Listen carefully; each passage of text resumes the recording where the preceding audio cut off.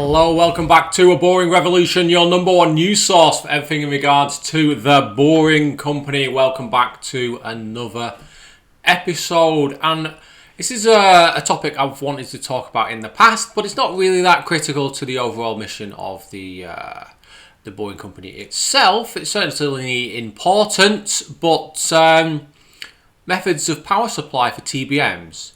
Now, there's the traditional way of doing that, and then there's potential other ways that might come into play in the medium to long term.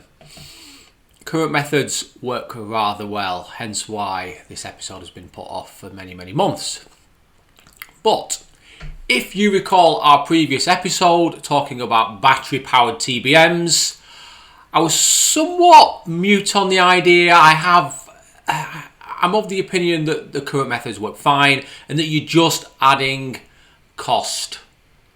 The most important thing that Elon Musk preaches about is the best part is no part. So if you don't need batteries, don't necessarily put batteries in there. So it certainly helps to have batteries. The batteries can give you an advantage in terms of making the power supply more reliable and also increasing the power of the machine.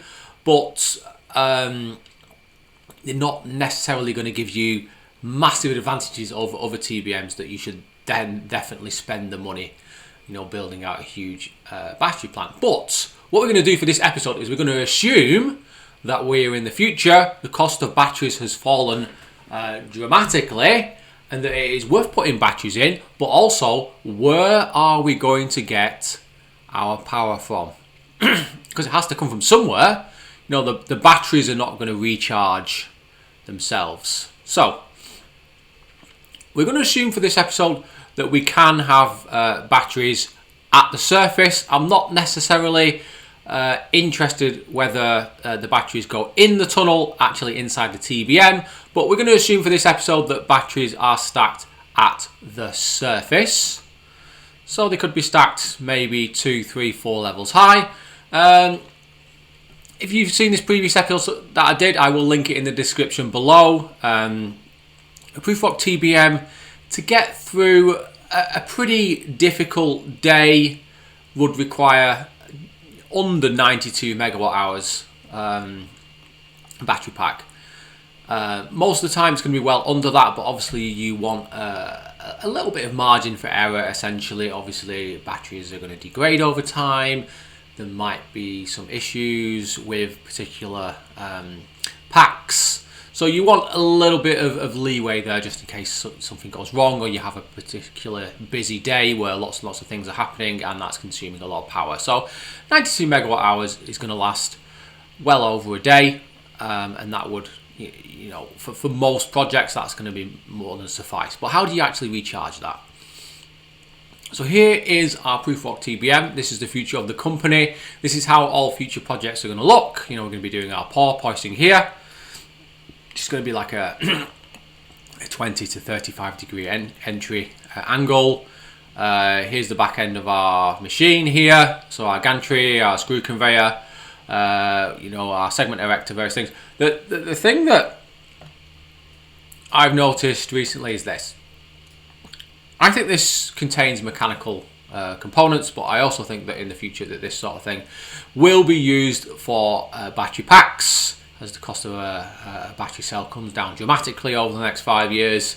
And potentially you could have stacks of these. Maybe you could have 4 stacks of 4. So you've got plenty of room there for all your battery needs, power consumption needs, and that's great. But where is the power coming from that's going to charge these batteries? Because it needs to come from somewhere. It doesn't suddenly appear. It's not like lightning strikes it and it charges it up. It has to come from somewhere, and I thought I'd give you a bit of an example. So this is a great little project. In fact, it's not really a little project, it's quite a large project that's happened in London. It's for large power. But basically they're upgrading the capacity of the power network in and around London, and they built these series of tunnels, and they're going to be running power cables through. But for this example, we're just going to use this route, and we're going to say this is a route and we need to power this route, and we need to think about where where power is going to come from. Now, obviously, this route is designed to actually supply power throughout London. It's in the middle of London. There's going to be lots and lots of power cables absolutely everywhere. But for this particular example, as you can see, it actually goes into a substation. So immediately, the problem is solved. The power is coming from the national grid. That power is a mix of various things, whether it's nuclear power or wind power or solar power or whatever else, potentially gas, coal. So we have a substation here. The connection is going to be right next to it. You're going to have to run a cable less than 200 meters essentially, which is absolutely brilliant because you're not going to have any losses.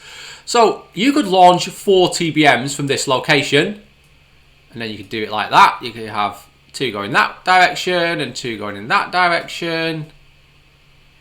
If this is a double tunnel, obviously this is a single tunnel, but most Boring Company tunnels are going to be double tunnels. So you could launch 4 TBMs from this location. You've got plenty of power supply, and the power is coming from reasonably decent sources.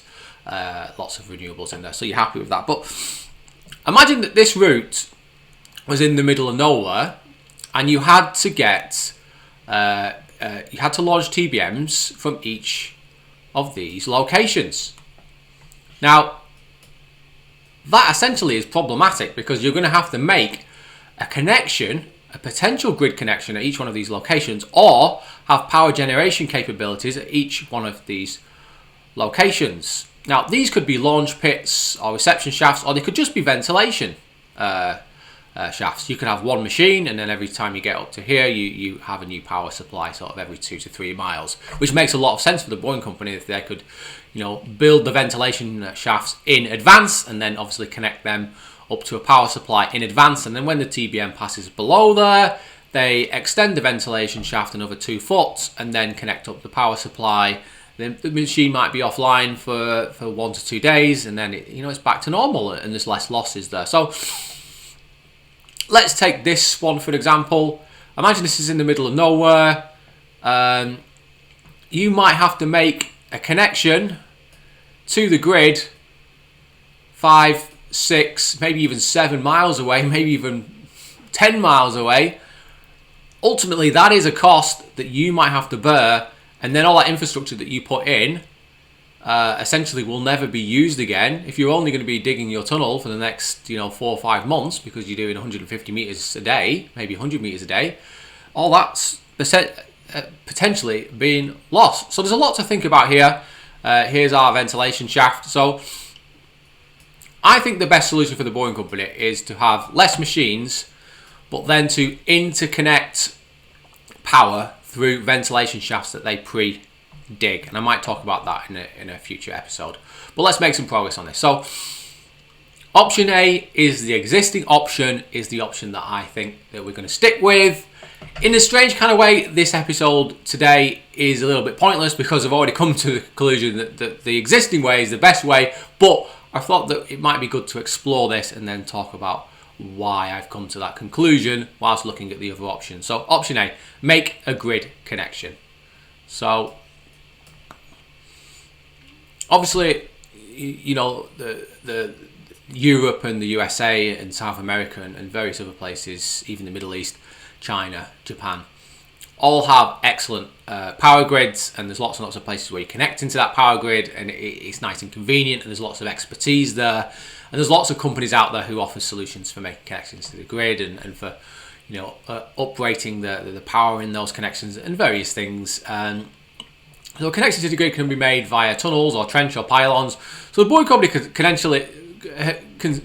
essentially could, if they really wanted to, build a tunnel to connect a power cable to another tunnel that they were going to build. They didn't necessarily need to use Prufrock. They could use some kind of pipe jacking system to build a tunnel, and it could only be 4 foot in diameter. But there are various ways to pull in a power connection.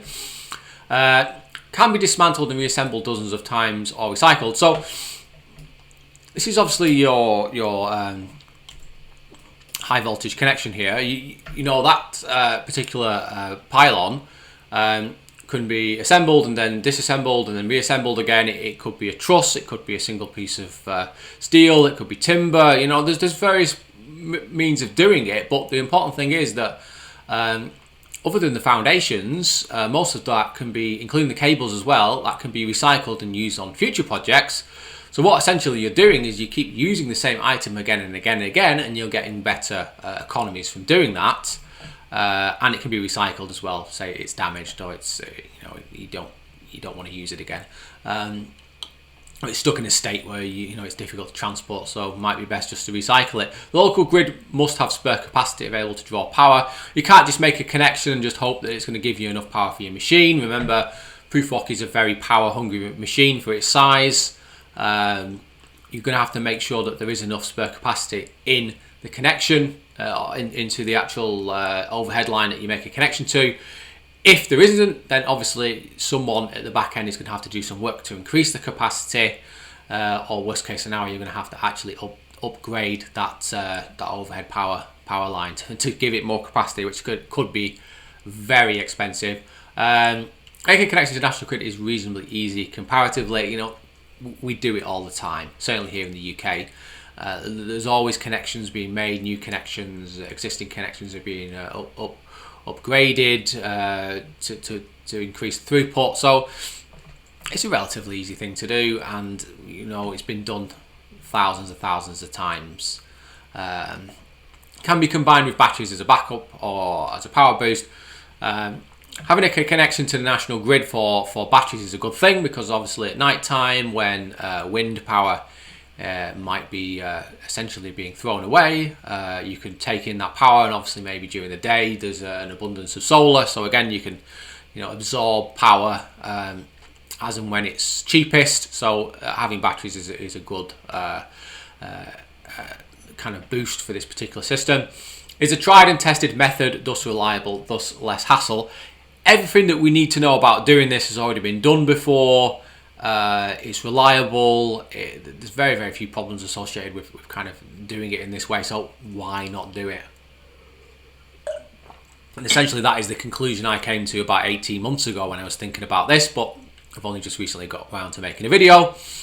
I'll likely tap into renewable sources and nuclear power stations. Obviously nuclear power produces like next to no CO2, and there's plenty of renewable sources coming online every single week. Here's some pictures. Here's our overhead power line. So this is kind of your traditional kind of, it looks like timber actually. So again, the amount of power flowing through this particular system might be quite low looking at that. But something like this is more kind of a prefabricated solution. So that can be assembled and dropped into place. You can see your anchor bolts there. So these sort of things could be mass produced and reused, 10, 15, 20 times. And the only thing that you're going to leave in the ground is the foundations. And you could use things like micro bore piles, or even sort of driven piles as well, which are fairly easy to do. This is fairly lightweight, so you're not going to need considerable foundations for this. You could even just use a pad stoner basically. And you have these kind of very, very high voltage power lines, which obviously you see them everywhere, but again, you need to find a connection point for these particular systems. Option B is terrible, and some TBMs use a generator, but they tend to be quite small TBMs, and I would not recommend using this unless you're absolutely forced to do so. It's terrible. It could be an internal combustion engine system or fuel cell.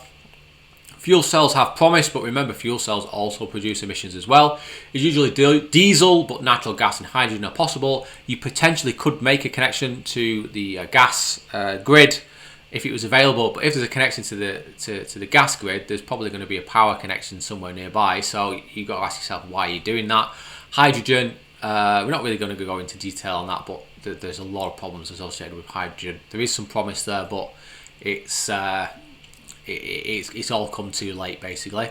Fast to install and operate. There's lots of companies that produce these kind of things, and you can double and triple them up if you want more power. All you need to do is have some kind of large fuel storage system there, and then you just feed it into your generators. All three options create pollution and are a fire risk, especially hydrogen can just go boom if you don't even know it's leaking. Natural gas as well. I've had problems with diesel in the past where there's been leakages, and I even was on a job. In fact, I left the job before it happened, but basically a Bowser exploded. Well, you know, you want to avoid using these things unless you absolutely have to. And if you do, you need to maintain them and really kind of look at them fairly often. Are expensive to run 24/7 because you're going to be running it all the time, and you want to be charging your batteries, so you're going to be running it 18, 20, 22 hours a day, maybe even 24 hours a day. It requires constant maintenance. Can be combined with a Tesla battery system. Obviously, there's a lot of advantages to doing that, but I'm not too sure. Not too sure. Okay. Here we are. Here are our generators. As you can see, they're pretty big units. Here's hydrogen storage tank. Again, just think of the cost associated with that, and obviously think of the pollution potential of things like this. So, not really viable for the boring company. I hope they don't even, you know, consider that. Option C potentially could be even worse, just due to the fact that the costs are excessive. And the whole point of the boring company is to reduce the cost of tunneling and reduce the time, you know, spent tunneling. So solar panels and wind turbines could be moved from site to site. You know, of course they could be, but there's a lot of work in doing that. Would be prohibitively expensive and require significant manpower. The national grid already has lots of solar and wind, so why would you not just pull that off the national grid? Why would you bring in your own kind of solar and wind generators? Also, as well, you'd have to transport these things, and these things are not necessarily that robust, so they could be damaged during transport. We cover many hectares of adjacent land. You know, you're talking, you know, 10, 15, 20 hectares, maybe more than that, just to power one TBM. And if you've got multiple TBMs on a project, it all adds up. It's just not viable. You know, I'm trying to be honest with you guys. It's just not viable. Adds additional complexity to the project. You know, a lot of complexity. Someone's going to basically be focused on just building out and maintaining these renewable power, renewable power grids. Power supply is intermittent. You know, the wind might not blow. I mean, just look at the UK yesterday. It was something like 1.5% wind, and then like 3.6% solar.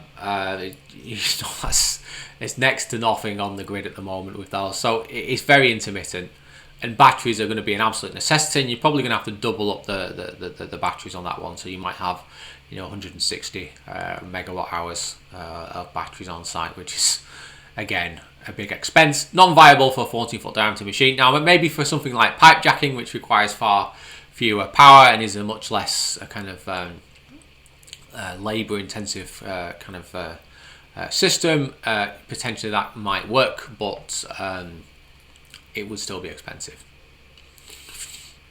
Here's some example of vertical wind turbines, because you're going to want to kind of pack them into an area. You know, you're not going to build a big, you know, 3-bladed turbine.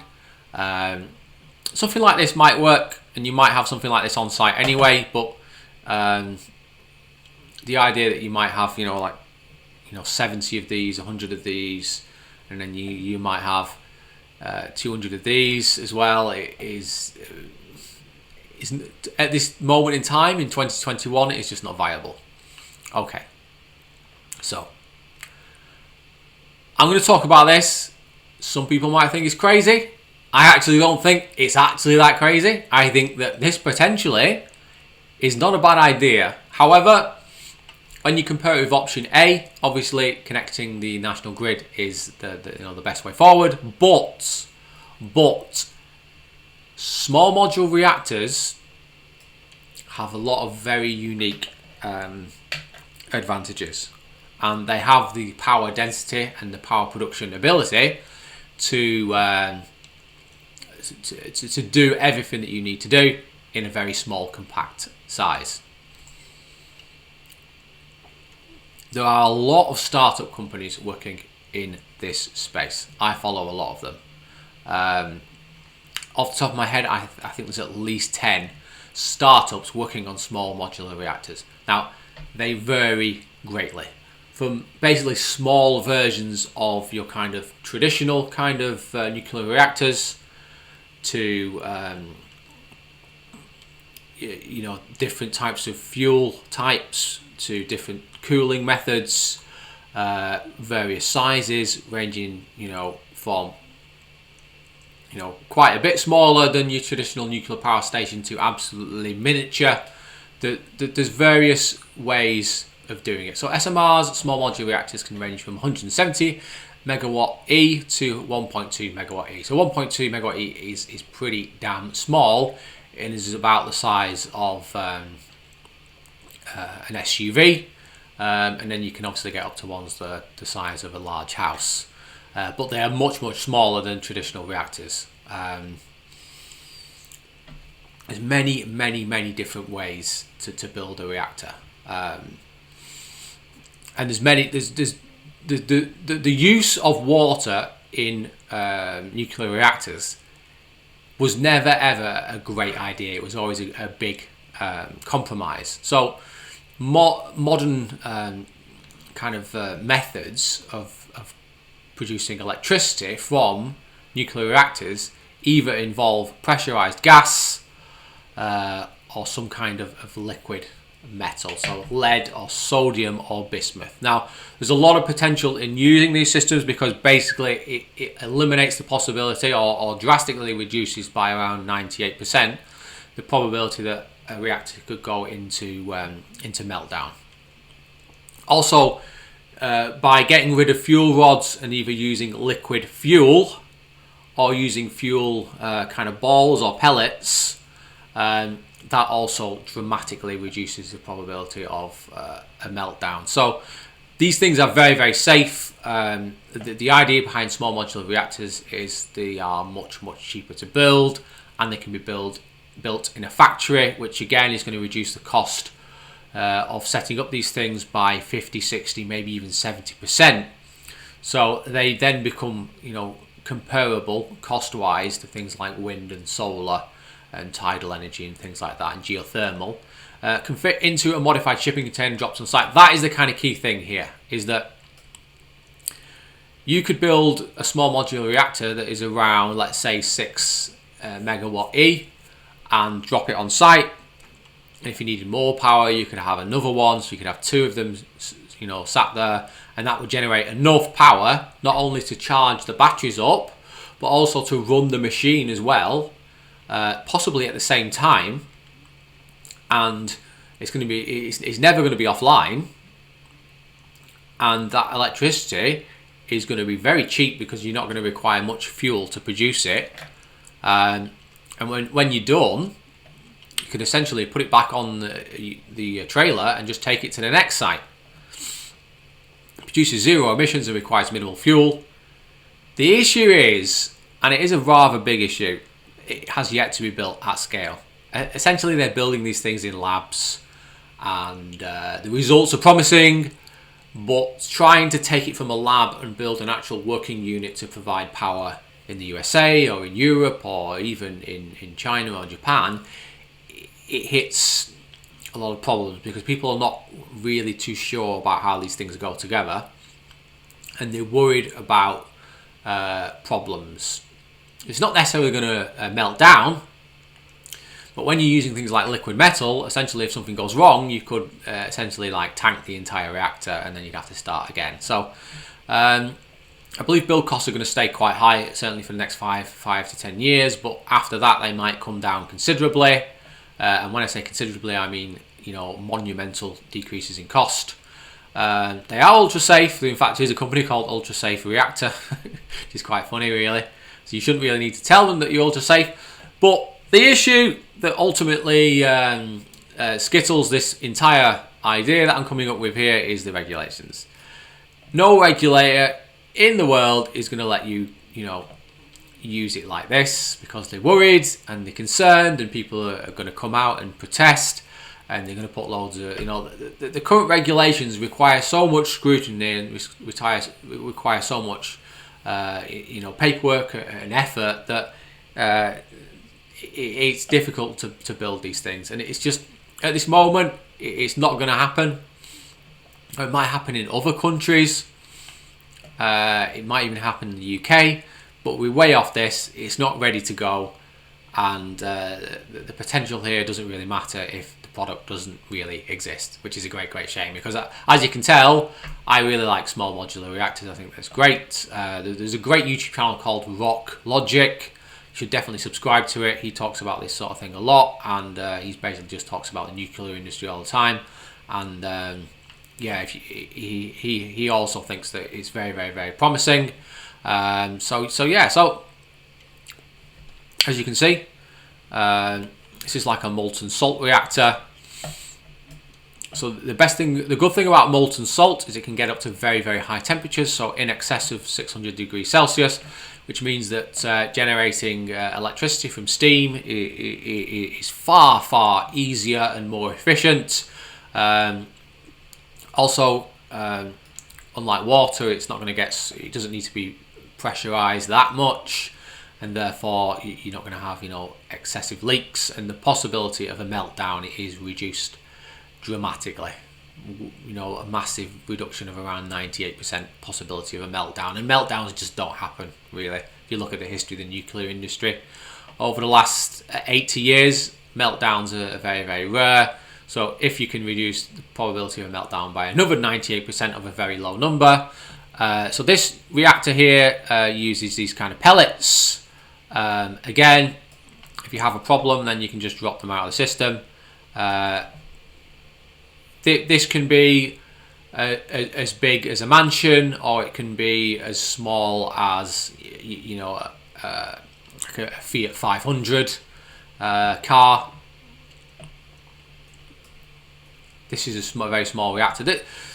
It's promising, but it's just not there yet, unfortunately. So the only option that exists for the Boring Company is obviously to make a grid connection and to use batteries, but we don't necessarily need huge amounts of batteries. We might only essentially need 20 megawatt hours of batteries, just as kind of an additional power source, increase reliability, and boost the power of the machine. That doesn't necessarily mean that you're not going to convert to DC and then use DC power in the TBM, because essentially you could put the transformer on the surface with the batteries and leave that space in the TBM for other things. So making a grid connection is the only way at the moment. In remote areas, small modular reactors should eventually, the key word is eventually here guys, become viable, and we're looking around 2027, 2030 in that kind of time frame. They're not ready now. Hopefully we'll do a video looking at this again maybe in a year's time, because I think that potentially with a very small modular reactor, this could work very well. If you're working in a desert somewhere, or in the middle of kind of an unpopulated state with very few power connections, something like this would make a ton of sense. But at the moment in time, I don't think the Boring Company are going to have projects in those kind of areas. I don't see a need for the Boring Company to change their approach. I really honestly don't, because the current approach is fine. Make a connection to the grid. Batteries are a useful addition, but need further economies of scale. So we need to get the cost of batteries down another 20 to 30% before we start to think about really kind of using massive battery packs on site when we're launching TBMs. Fort Lauderdale, Rancho Cucamonga, Austin and Las Vegas will all use grid power. It's just inevitable. In every possible metric, it's best to use grid power in terms of cost, in terms of convenience, in terms of expertise, in terms of powering the machine reliably. You're going to be using grid power. Okay, so that's the end of the video. If you'd like to support me, consider following me on Twitter and Discord, and please consider supporting me with just $2 on Patreon, or even more if you're feeling generous. Here are all my Patreons, very nice people. Today's episode has been brought to you via my brand new 26-inch monitor, which makes things a lot easier for me. So all your money that you are gifting me for this channel is being invested in making it easier for me to produce videos. So I really hope that you're as happy as me as how things are going with this channel. Thank you so much everyone for supporting me. Okay, and thanks for watching. Please like and subscribe to this video. Hit the bell icon, click the like button. If you like this video, it will recommend other videos that are similar to this and that will be of similar topics, possibly including small modular reactors, which I think is a very interesting topic and you should definitely get into it. molten salt, small modular reactors are a very, very fascinating topic, and you should definitely educate yourself on those things. Okay, well, thanks very much for joining me, and I really hope you enjoyed that episode, and we've been going for over half an hour now, so we're going to end it. Thank you very much, and remember guys, don't be boring. I will see you on the next one. Thank you, and good night.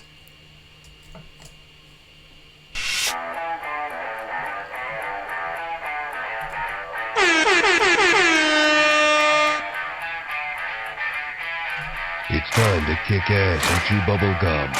And I'm all out of gum.